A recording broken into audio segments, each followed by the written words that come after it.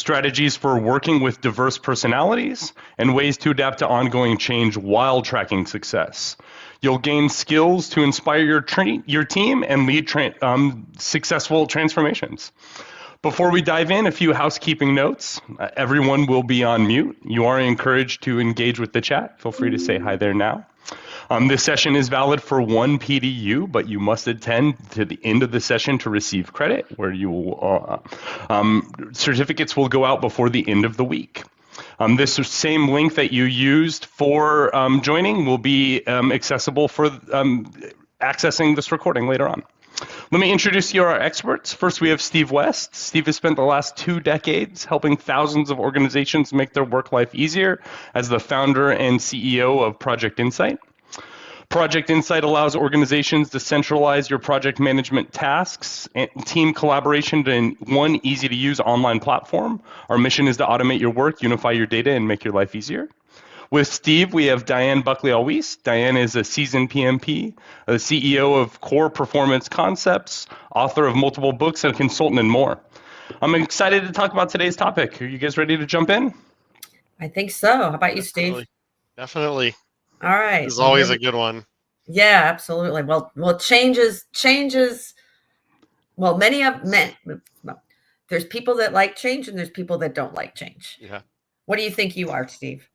It depends on what it is. There are things that I like change, and depends on what kind of change it is. There's certain things that I don't, that I'm a very routine kind of person in. But in work or in technology, I don't mind change. But yeah, I like to have a bagel every morning, things like that. Well, it's funny. It's like literally, I was talking to some people about Thanksgiving, and they were talking like, what's the one thing that you wouldn't change in Thanksgiving? And there's a lot of people that don't like to change their Thanksgiving dinner. Don't like to add anything new. Anything. No, you got to have the turkey. All that kind of stuff. Right. You might be able to test some new things, but there's some of the basics need to stay there. So I totally get that. But today we're going to talk about why change is important in your organization, and why people resist it. Just like we're talking about, don't mess with my stuffing, and ways that you can communicate where that organization is going and how to deal with that resistance in many ways. So, this is going to be kind of a fluid conversation. I'm going to offer up and to ask anybody that's attending to please, share your thoughts and ideas, because we've all dealt with change in some way, shape, or form. And many times it's been good and many times it hasn't been. So we want to learn from that. Yeah, definitely saw shout out to some of our customers. Thanks for attending. Okay, cool. Yeah. Very cool. Well, I love this quote. And to improve is to change, and to be perfect is to change often. So the reality is we're never going to be perfect, but we might be doing a lot of changing. And, in the onset of agile methodologies over the last 15, 20 years, it kind of fits to this, is that, constant iterative adjustments and changes, moves you towards perfection, but it allows you also to modify if things aren't working. So this quote really kind of puts it in place. And the other thing that I want people to understand. And Winston is the original agile, I guess, right? I mean, because that, 1940s. I know. Long time ago. I wasn't around yet. But the other thing that's interesting too is a lot of times people think the organization is changing. Well, the organization doesn't change per se. The people and their jobs and their roles change. So you got to put that kind of mindset into your head. It's like, just because we've changed a process or the organization changes a process, it's not going to be successful unless the people that are doing the process or the tools and technology that's doing the process also gets changed. So unless everything is aligned, you're not going to see the results that you've expected or that you want. Well, and ultimately it's the people that lead to the change of culture or whatever. So absolutely. I mean, many of, obviously your clients, have implemented, project management software, and going through that process is a huge change for an organization. But once you get there and everybody's kind of adopted the methodologies, it's never it never stops. You're constantly adding more things probably, but the impact of the software doesn't happen until people have adopted the software. Yeah, and I think also I love sports analogies, but the in a company, getting everyone on the same page, you can look at like college football or pro football, where you got, some teams they win all the time, and then there's some teams that never win, and that's largely as these cultural norms that get that the players end up adopting, and then you recruit those new people in. If you think about, like, college football is really a good example, I think, of what maybe you want to try to model in your business, that everyone has to be disciplined, work hard, be willing to do all the things that they need to do, bringing the right people in, and then other people graduate out the end, and eventually over time you can end up having a great, culture that when people come in, they are willing to do all these types of things. Right. And it's, I guess that you could call it that winning culture, right? Right. People, there's organizations that people want to be part of, Right. and then there's organizations that don't. And to your point about the football, and I'm more aligned more with the professional football than I am the college football. But even in the professional football, it's like there's teams that players want to be part of, and there's Right. teams that players don't want to be part of. And it really is transformative when you can align, the skills, the organization, and see that success. And that's what we're going to talk about. It's like, what is that vision? What do you want to get to? And I think that's where a lot of people fail, or a lot of organizations fail when they're talking about making changes. They just do change for change's sake. Like, why are we doing these changes? And I think that's super, super important. So throughout today's webinar, we're going to talk about kind of two different scenarios, because I think they're different enough that we can, talk about the uniquenesses of them and how to approach it. And but still, both of them are changed. The first example is, let's say you're implementing a software package, and in order to see the efficiency gain and your impact, you're implementing that software to see efficient. You're not just implementing it to automate a manual process. That doesn't make any sense, right? If you're implementing some software, you're probably wanting to see some efficiencies in your organization. But to see those efficiencies, you need to get full adoption. And full adoption, I've seen so many times where organizations start that process, they get the first couple people on it, and then they never really finish it. They never really get to full adoption, and that's not necessarily success if the goal was to get to full adoption to achieve the results.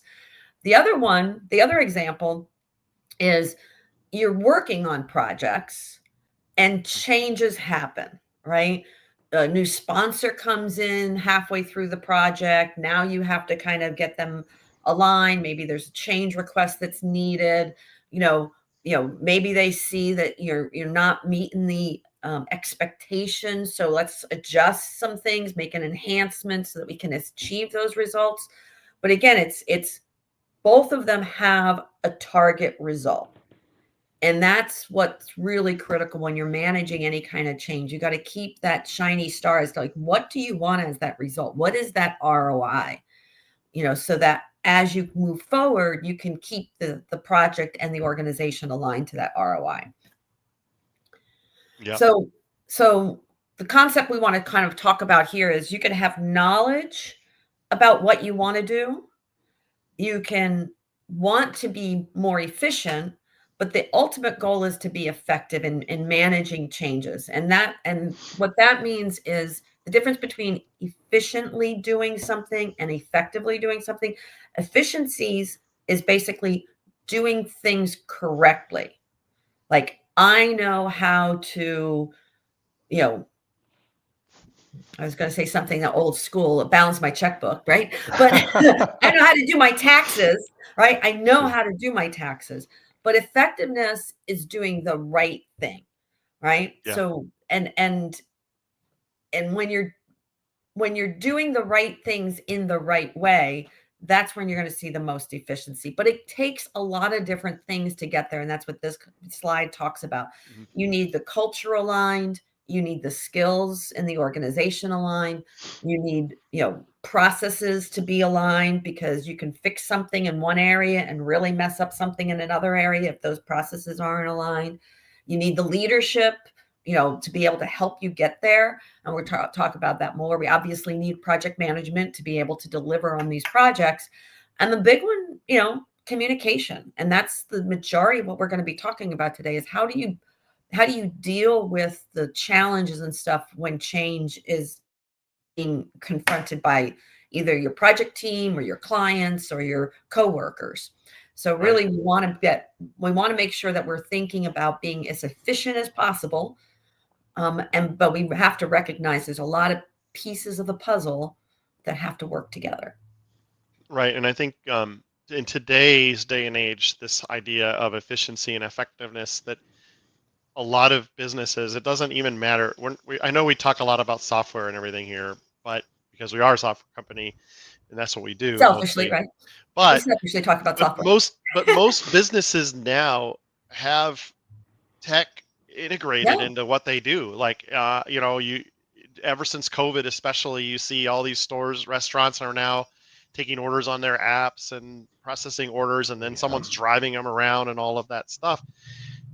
That wasn't easy for some of these companies to adjust. No. So, Or and even that's going to happen more. Consumer.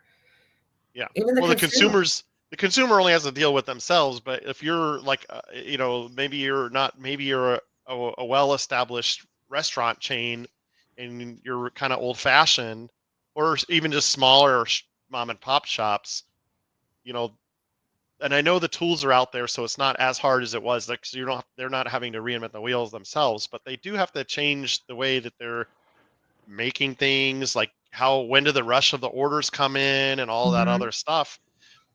That's not necessarily easy. And then because of those things, some companies die and others flourish when like consumer behavior changes. Correct. Which happens a lot in the last 20 years. Correct. Absolutely. No, there's but I'll even throw that little one about the consumer too, because let's just, DoorDash and all that kind of stuff, or just the parking, how they have, which is one of my favorite apps, is like Sure. Park Oh, Mobile. yeah. I mean, Yep. I don't have to have change in my car anymore. I don't have to, right? Yeah, but they charge you more. But I look at my parents. Yeah. You still have to have the option for them to go to little kiosks to go get their little ticket to put on their car, right? So you can't just assume that the Park Mobile app's going to be the best thing, because you could actually really impact your revenue if you don't have those options. So thinking through all of that is really, what change management is about. I mean, there's a lot of things that have to work together. And to your point, Steve, is, I don't know if there's a business that doesn't use technology anymore or out there. Yeah. There's probably somewhere. Because everybody's buying things on, with their credit cards and their debit cards, and so it'd be hard to find something. But if you don't do the change management correctly, it could really impact your business. Right. So awesome.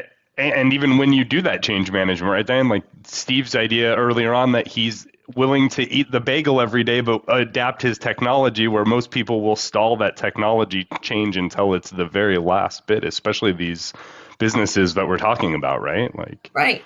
Very difficult. And again, there is a whole cycle of resistance, and there's lots of reasons why people resist things. And let's just talk about the first scenario of implementing a software application that needs to have adoption. There's going to be some people are going to have fear and uncertainty on using it. Some people might perceive it as a threat to their job. You're taking my job away.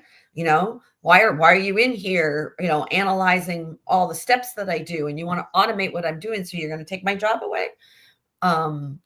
Things that it could trigger defensiveness and resentment. And if people are feeling like you are taking their job away, then, there could be unintended consequences from that. It could increase mistrust and have an environment that's a lot more toxic. You might lose people. People might say, "Oh, they're taking my job away. I'm out of here." I had one situation. I don't know if it applies directly, but it was in the workers' compensation area where they were talking about. Well, it doesn't quite. They got a training on something, and they all realized that, I have that disease, and I'm out of here. So they're like, they left. But you can just innocently have a conversation and cause people to feel like they have to leave. You can also have it to where people feel like they're getting overwhelmed. They're not comfortable with the technology change. And then that means that they become less productive. Now that's one that's interesting. If they get overwhelmed with things that are going on, they kind of retract back and step back and are less productive. And you got to pay attention to those things, because those could obviously affect the outcome of what you're trying to do, because you don't want to lose productivity in the process, right? And then there's people that say, you know what, I don't like it, so I'm just not going to do it. I'm just gonna say no. Cross your arms, and then usually those people are telling everybody that that's what they're going to do, and trying to get other people to kind of get in their camp. Right. And then that goes to that whole toxic environment. So now you got battling going on. So one of the key things, new management, yes. One of the key things here is people have resistance when they don't feel that they understand why, something is happening, and they don't feel that they're getting the right information. They don't trust the information that's coming to them. So a lot of the resistance can be overcome by having a good relationship to start with, and being transparent with regard to how the change will impact them. And, so one of the key things that we want to take away from today. Yeah. And so one of the resistance items that weren't really on that list, that is that some people just aren't capable of some of the changes because of maybe a lack of skill. That's a good point. For those kinds of things. Like maybe the fear can sometimes be, well, I don't really understand, this new technology they want to use, and that's really a big challenge. I think if you're running a business, that do you have to make HR changes to your staff even? Well, that goes back to all those flywheels, right? Right. And then if you start that, then you start that, now you've reinforced the fear. You might have to retrain a workforce depending on the impact of the change, or not, and accept the fact that you're going to lose some people. Well, I think that's why sometimes big companies just make massive, like, okay, we're just going to cut a division, and they just start over. Right. But then, that's really impersonal, obviously, if you're the person getting cut.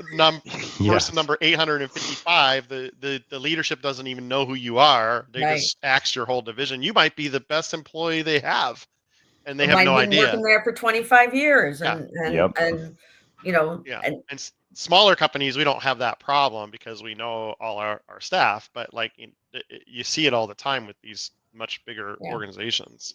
Well, what we're going to do is we're going to go through these 6 things on some of the reasons or some things that you can think about to ensure that you have a successful change. So the first one is that compelling case. And we're going to talk about each of these in more detail. As you said, not involving the employees, or not letting them know what's going on, ignoring the culture. That's another big one to kind of think about.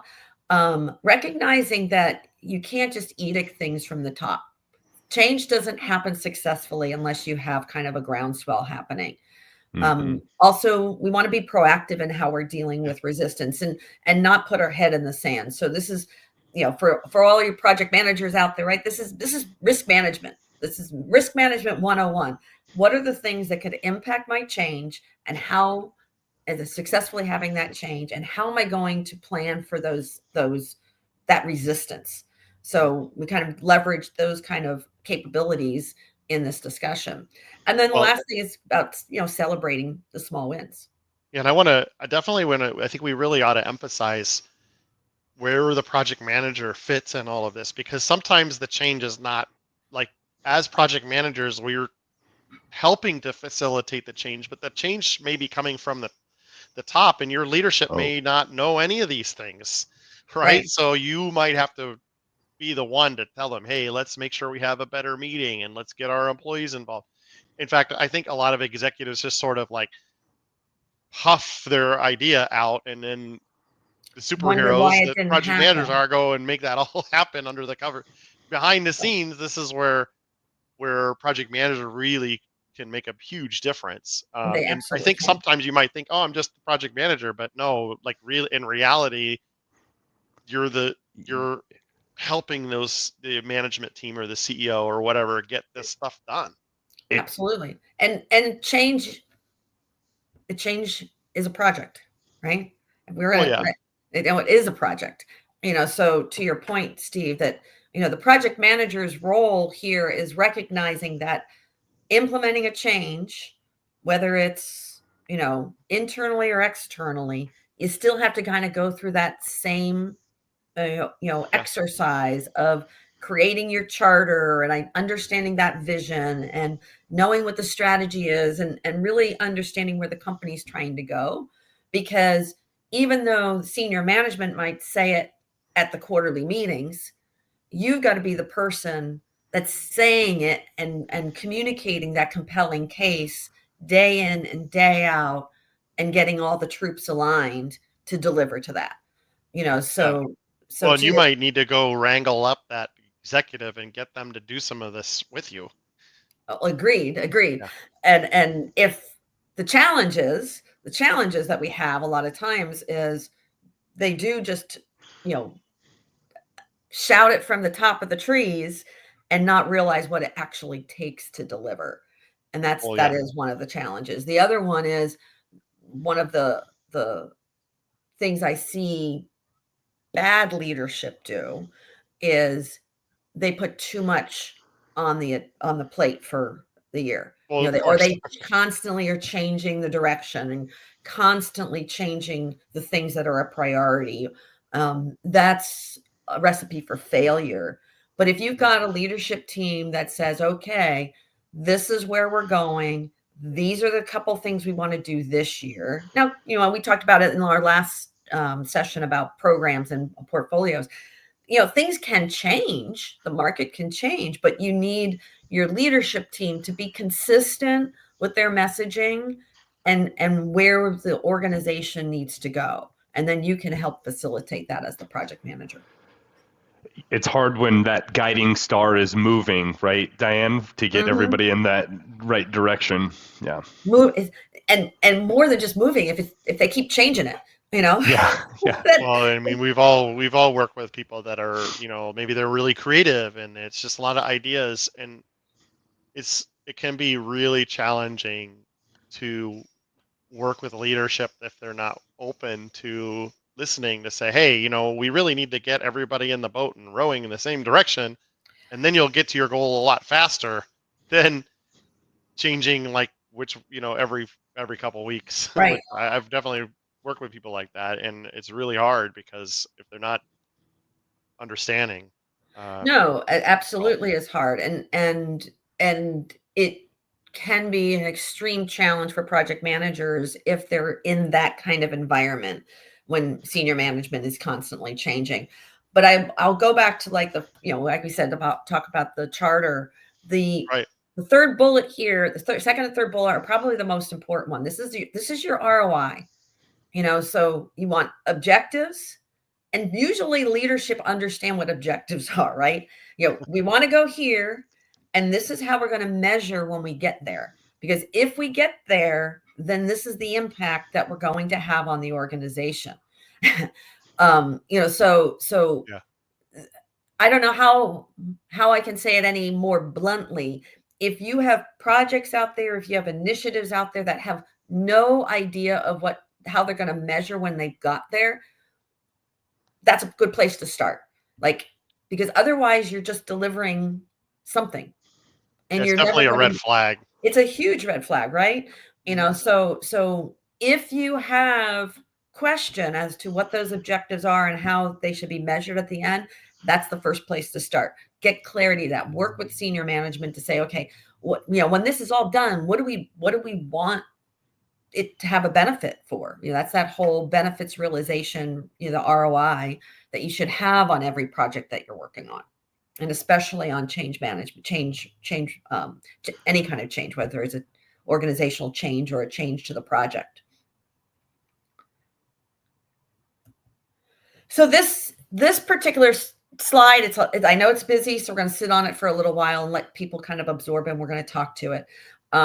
This is the process that every project will go through, and there's so oftentimes things that can innocently happen that cause employee engagement to slip, right? So when we're talking about, how do you involve employees? How do you involve your team members? And it could even be your clients. And how do you get them to adopt the change? Is you got to allow them to ask questions. Don't shut them down and don't sit there and say, well, we answered that on last week's session, because that just shuts down, people. And because maybe they weren't at last week's session, and maybe that's what they didn't hear that in last week's session.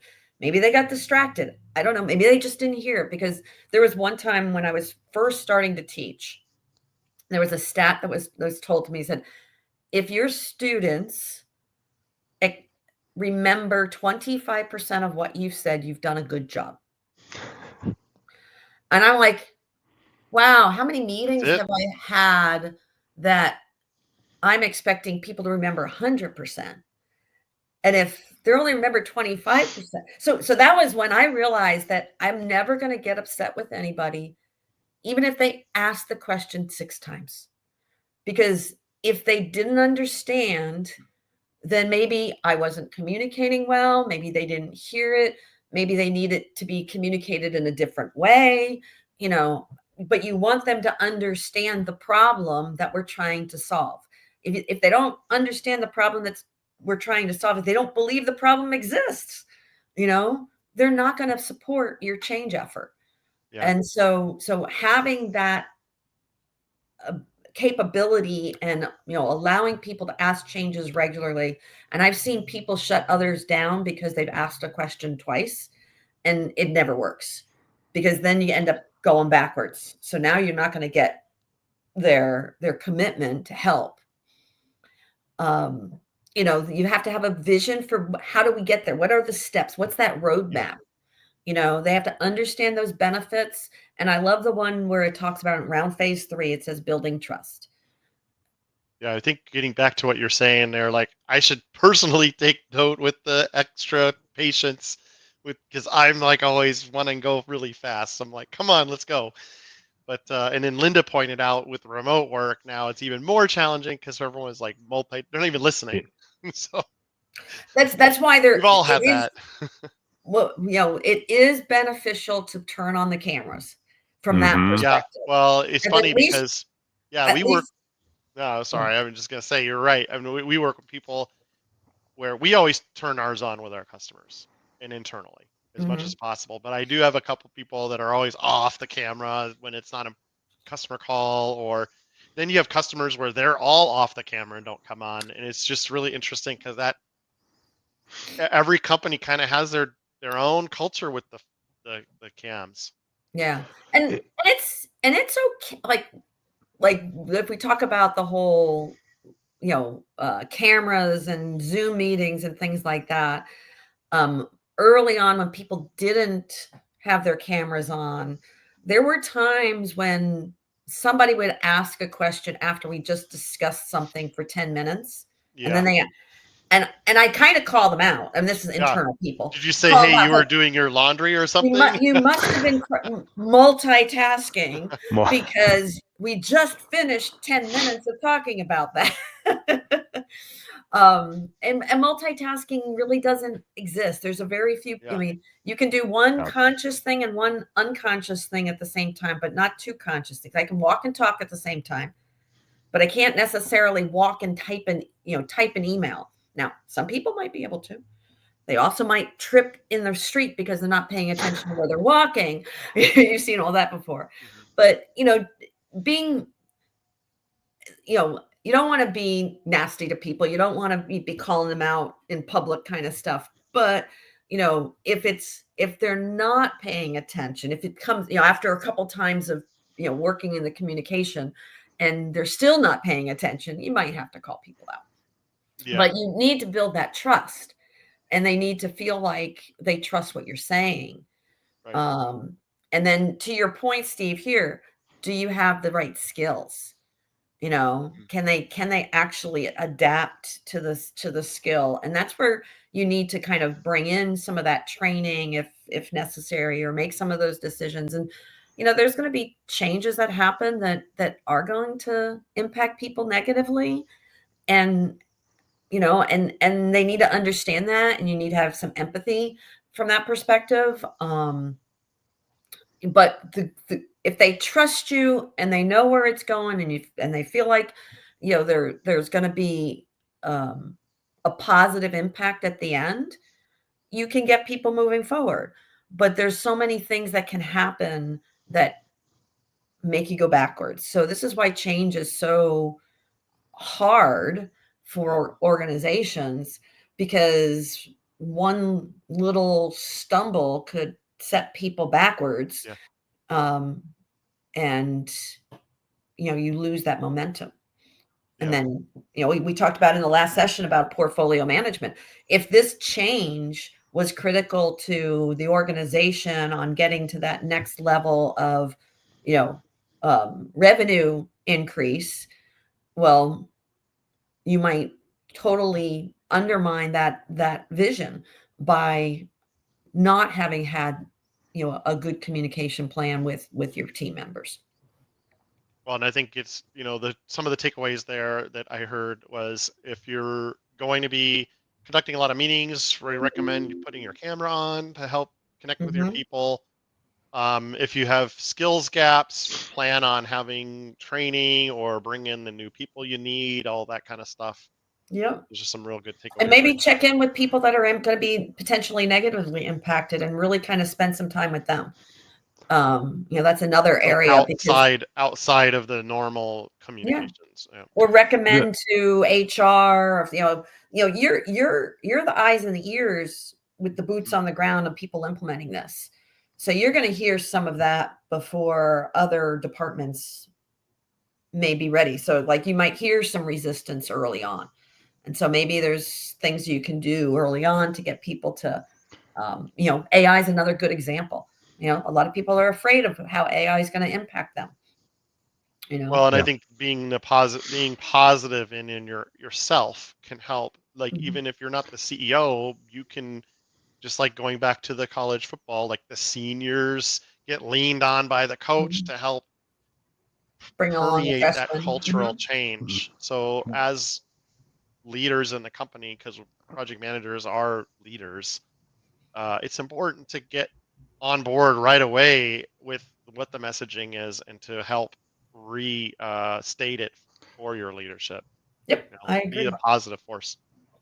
Go ahead. Really just like adding that cultural part of being able to ask questions and answering them, right? I have feeling that that's an open piece, because I think that really, as it is one of those first parts, helps predicate everything else, right? So, well, I think definitely you want in your organization people asking questions and letting you know, like, everyone's going to make mistakes in your project. So what I think is important is for people to recognize when they do make a mistake, and getting in your culture to help. Hey, I screwed up. And it's like, okay, what what matters is what you do about it, not that you do make, like everyone will make the mistake, but how do you react from the mistake is really critical. I think we And all need. I think we all need a sign above our head that says "I love you," like you do, Matt. Oh yeah. I love that. well, I mean, everybody's no, important, but everybody needs that. Yeah. you definitely don't want to be sitting around in your project team and having people in the team say, "Oh, I understand that," when they don't, right? Right. Which I've Yes. worked on projects where you're trying to communicate with maybe an engineer or somebody, and they're like, they maybe in their culture, it's not okay to say, "Hey, I don't understand." I mean, luckily in the U.S., I think we do have a culture here where people can be like, "Oh, I didn't understand anything you said," and that's okay. But in some cultures, that's really not okay to say that to a leader, like, or and there's other examples of this too, where the co-pilot doesn't want to tell the pilot he's making a mistake because of the hierarchy, and Mhm. the plane crashes. That's really bad. Well, that brings up a really Yeah. good point because we live in such a virtual world, you're going to have a lot of meetings probably that, senior people are in, and Right. people, to your point, a lot of times people won't disrespect, the hierarchy. So you need to have time to talk one-on-one, smaller groups with the people that are being impacted without senior people in the room. Allow them Yeah. that time to where they can share how they're feeling with the changes so that they're not feeling like they can't, say anything. Well, and a lot of times the We, people who do the work know the most about what you're trying to do. Mhm. They can help you avert a disaster by saying, "Hey, no one really understands that, like, if we do this to this such and such thing or whatever, that it's going to collapse the whole." Like, the people actually work on it day in, day out, whatever it is you're doing. Right, right. They're Well, the ones that know if something might fail, and you want to get correct. that information. That goes back to you risk planning. Yep, exactly. And if we take the second scenario where we're doing, let's say, we'll stay on that vein where, you're working on your project and all of a sudden stuff changed. Your sponsor changed. Your sponsor's not happy with, where you are on that project. You know, change is inevitable, right? Potentially. And if the reason for that sponsor coming in and making some additional changes to what you're doing on your project is important, if it's determined that it's important, it's also important to kind of capture that information. And I know you were going to show us some ways that we can do that within Project Insight. So capturing the changes and the reason for changes, in your tool so that you can archive that history is important. So you can communicate, because this could be something that runs for a year. It could be a program that runs for a couple years. So having that information as to what happened and when it happened is important in evaluating at the end that whether or not you had a successful change management process or not. Yeah, I mean, yeah, go ahead, Matt. I was just going to say, especially with transition, Diane, right? If you have a project that has those longer lifespans where there will be more of that transition, to have one spot like this where you Mhm. can, as I hand it to you and you hand it to Steve, everybody can understand what they're looking at really readily, right? Yeah, So, absolutely. And I was just going to show a couple things in the tool. I mean, obviously, a tool is not change management. It doesn't matter what tool you're using. That's not change management, but the tool can help you with your change management with certain types of things. And what you're looking at right here is our invoice and records and proposals. And goes for anybody doing services, for example. You might get your original order, which is one of these proposals, and then when the customer tells you something else, you can actually um, add more of these proposals into the tool, and for each of your changes with what those deliverables might be and what you expect them to cost. So this, especially if you're trying to track the cost effect of these types of things, which anybody doing any professional services in your project might do. A couple other change management tools, as the meeting minutes feature is really helpful because you can log what you're doing along the way, and then that way you can keep track of the changes. And Well, and that's good so that, if you are tracking those meeting minutes, Yeah. and you are having conversations that are important to share and somebody isn't around. So it's like, capturing that so that's another communication method to make sure Exactly. you're constantly sharing that information with the team.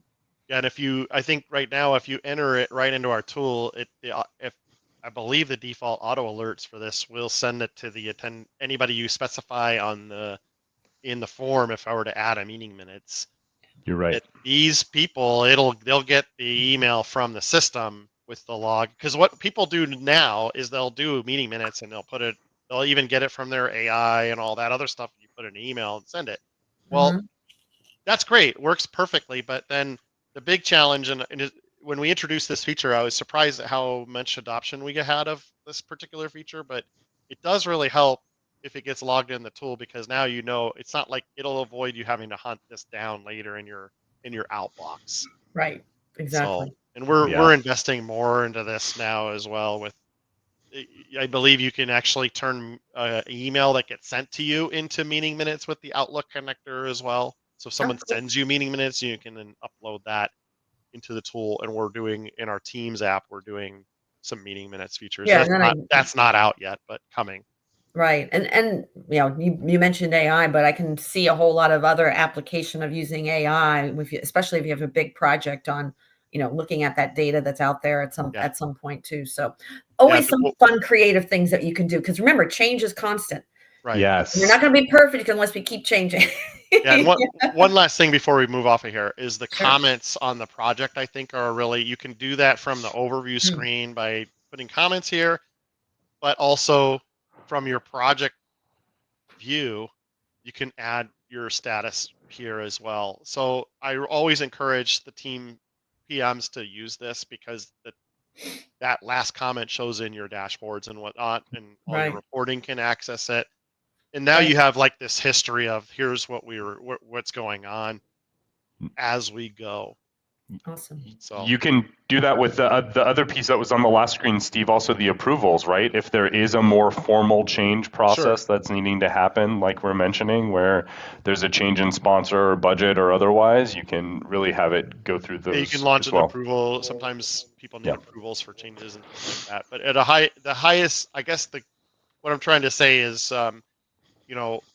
use the tool to help you at least log what you're doing while you go through the process. That's where the tools come in. Otherwise, a lot of what we're talking about here are really soft superhero skills. Yeah. Well, yeah. So the next part that we're going to talk about is that culture. So, having that discipline to capture all that information as you're going, because remember we said communication is a big part of successful change management. And if you have a place that you can, single place that you can go to, that you're gathering the information on what's going on with this project, is super important, right? And culture obviously is also extremely important. I've worked with companies that when they're trying to make a change, they're trying to eat the entire elephant all at once, and that's a lot to work with. But then again, you don't want to be too small of a project either. We've gotten to this whole world of iterations, a lot of iterations, but if you don't have like results of those iterations, people do lose interest. So if after a period of time, if you're doing a lot of small ones and you're not seeing any results, then that's also a cultural issue as well in the organization. So you want to be able to make sure that people aren't nixing the project because they already know it, or they don't want to break old habits, or they're trying to eat the entire elephant. We want to do it all at once, or just understanding, if maybe there's a department that's a challenge that is going to be impacted significantly. So, risk management, it's all risk management. It's like understanding, where you could have little hiccups during the process. And when you say, be iterative, I'm thinking you mean maybe breaking down your large, giant initiative into smaller projects that are achievable and measurable and. Right. But you don't necessarily want to deliver something like maybe this is where that whole program, project and program, if the project that you're delivering or a piece of the project that you're delivering doesn't show demonstrated progress, that could cause you kind of go backwards in the resistance, spectrum. So you want everything to kind of be, the output should be a positive move toward the vision.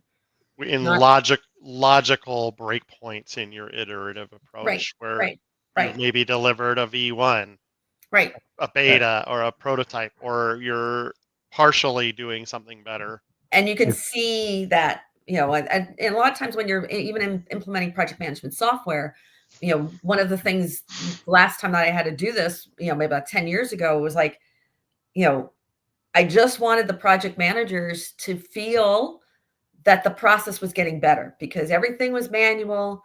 Every client was upset, so there, it was more of a subjective test, like every 6 months. Do we see improvement? Are the clients happier? Then we started getting to more objective measurements of making sure we were on budget or on time for a larger portion, and work it that way. So you want to have breakpoints, to your point, breakpoints that you can measure and see positive progress. Yeah, and I would say probably 75%, like talking about change management, like implementing project management software, I would say 75% of the time when we bring a new customer on, we do it in that they end up choosing this. It's usually their choice. Like, they just break completely from a new other system and move over? That occasionally we do it that way. But I think more often than not, it's like, okay, we'll do the new projects over here and start migrating over here, and being realistic about what all the things you can change all at once are. And the benefit, what happens there, which is great, is you'll get some efficiencies from migrating a little bit, and then that gives you more time to migrate more and more and more.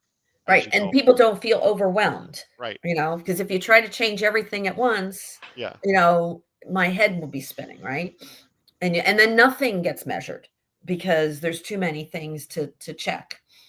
So again, it starts at the bottom. It's about, having that groundswell of people that are on the project or impacted by the project, really wanting this project to succeed. And, what organizations can do to that impact this was, like I said earlier, like leadership keeps changing the priorities, or the star keeps changing, or they have too much on the plate and they're not being realistic with regard to how much can the organization absorb, with the current staffing. So they may, there's lots of things that you can do to ensure success, but the people that are doing the work are the ones that need to feel like it's achievable. They have the bandwidth to do it. The output is going to be valuable to the organization, so there's something to work toward. And then, if there is resistance as a project manager, you've got to address it. If the project manager doesn't address any kind of conflict, then bad on you, right? We're the ones that have to kind of, see that it's happening, and we got to address it because it's going to impact the project in a negative way. From a change standpoint, change is difficult. And for all the reasons we've talked about through the webinar here today, we have to pay attention on who is having a difficulty with that change. And it might surprise you. It really might surprise you which people are having the biggest challenge with it. Then you have to have a strategy to deal with it. This is, again, your risk management.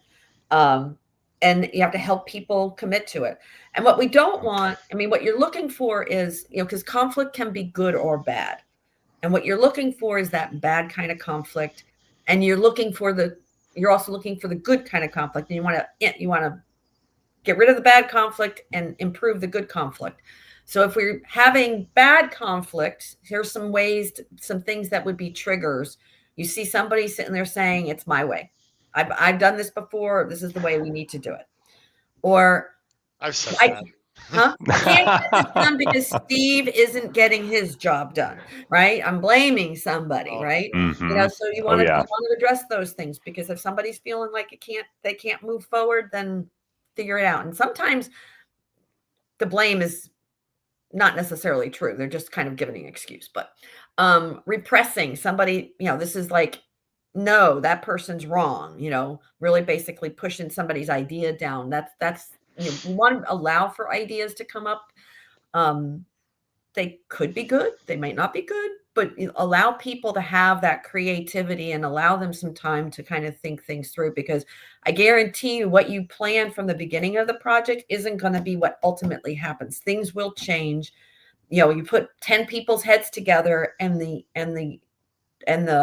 ways to solve the problem will change significantly if you let them be more creative. So you don't want to stifle that creativity, and you don't want to destroy the trust. Yeah, and I'm gonna add a little tip on the creativity Sure. side, especially if you're using a tool like our tool. You can either use like issues for something like that to create a way, a place for people to log them without having to necessarily just email it to you, because that's more management on you. You Yeah. can create an issue list in your project and say, hey, and create an issue type like new idea or something like that. Yeah. And then you would train your team to say, any new ideas, put them here and we'll discuss them in the meeting. That empowers them. It offloads work off of your plate a little bit. Agreed. And it potentially stops people from maybe wasting, or not wasting, but using up precious hours on some ideas that haven't been thoroughly thought through. You don't want that to happen either, right? So well, they'll light up your meeting with that. Instead, you can be like, hey, why don't you log that in? What I like about making someone log their idea too is that it forces them to actually articulate the idea in a more meaningful way. Yeah. I could sit there and say, I want to make a new mobile app. We should make a new mobile app. Well, what the heck does that mean, right? I mean, so what's somebody going to do with it? How it's going to make their life better? But again, we don't want them going down a rabbit hole with too many hours, but you have to give them that opportunity, right? You have to have that safe space for them to. So maybe it's a new ideas session that you have once a month, just to kind of see, look at, it could be part of your retrospectives, like, this thing didn't go the way we expected. So, here's an opportunity for some creativity to kind of figure out how to not make that happen again. We have a few more slides, so we're gonna have to hustle here. We're running out. I know, but we've talked about this one too. But yeah, we're good. But you want to give them that opportunity to have good conflict and stay away from the bad conflict. And finally, then celebrate the small wins. Remember how we talked about some iterations? When you've finished a section and you've seen progress, celebrate it. Give them that momentum, because once people say, oh, you know what, we got 10% of the way there, the next module that we're doing is going to get us to 40%. So now you kind of build that momentum and not try to wait till the end to see the results. And I've always said it's like, sometimes you will sit there and say, I need to do 10 things to get 100% of the way there, but 2 of the 10 things actually get us 80% of the way there. So we should focus on the 2, because we don't know. We think those 2 are going to get us 80% of the way there, but focus on the 2, get them done, so that you can assess whether or not you're going to get to that 80%. Maybe it's going to be a little bit shy of 80%. Maybe it's going to be more than 80%, and then you adjust, then you make an adjustment and say, okay, the next things we're going to do will get us this next increment, because we don't know. Projects are change. We do not know. We don't have a crystal ball. So celebrate those small wins and actually see the progress as you go along. And, recognize that change is hard. And this is the job of the project manager, to really kind of help facilitate people navigating change, and so that they can be successful with it and be happy about it. Not everybody's going to love the change, but you want them to understand it and feel good about it when it's all said and done. So I think that's it. Yeah. When you celebrate the small wins, I really like the idea of, depending on what it is, of course, but allowing the maybe the person who championed that win to even be able to present that to the team, if it's feasible. Yeah. There's and all they want kinds of to, of creative course. ways.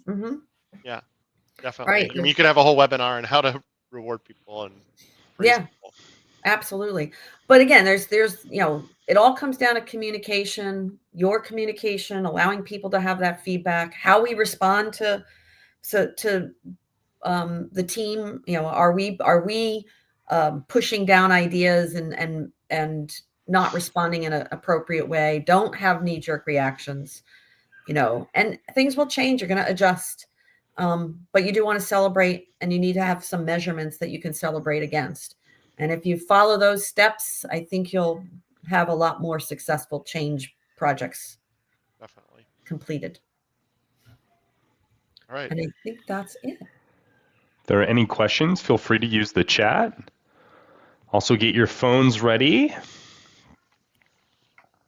Scan the QR code here, and we will have the PDU, as it says here, to you before the end of the day on the 5th. Thank you so much for attending.